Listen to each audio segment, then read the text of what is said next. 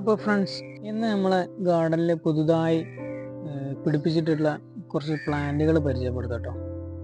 ഇത് കൊഞ്ചിയ എന്ന് പറഞ്ഞിട്ടുള്ളൊരു പ്ലാന്റ് ആട്ടോ. ഒരു ലൈറ്റ് പിങ്ക് ഫ്ലവറാണ് ഇതിന്മേൽ ഉണ്ടാവുക. അടിപൊളിയാണ് ഫ്ലവർ കാണാൻ.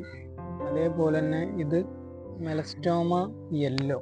മെലസ്റ്റോമിൻ്റെ ഒരു 3 വെറൈറ്റി ഈ ഒരു ഏരിയയിൽ നമ്മളെ ഗാർഡനിൽ ഈ ഒരു വശത്തായിട്ട് നട്ടിട്ടുണ്ട്.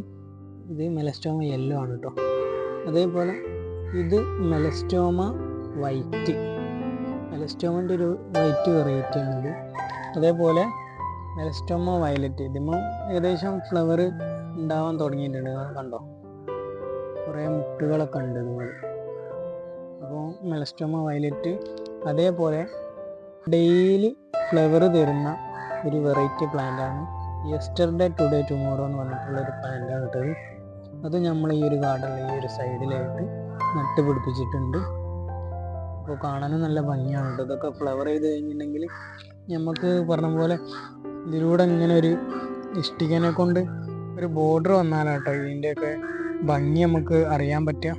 അതേപോലെ ഈ ഒരു പ്ലാന്റ് ഇവിടെ വീട്ടിലുള്ള ഒരു പ്ലാന്റാണ്. കിരിക്കിച്ചെടി എന്ന് പറയും, ബട്ടർഫ്ലൈ പ്ലാന്റ്. ഇത് ചെറിയൊരു വാട്ടുണ്ട്, ഞാനത് റീപ്ലേസ് ചെയ്ത് ഇങ്ങോട്ട് മാറ്റി പിടിപ്പിച്ചോ.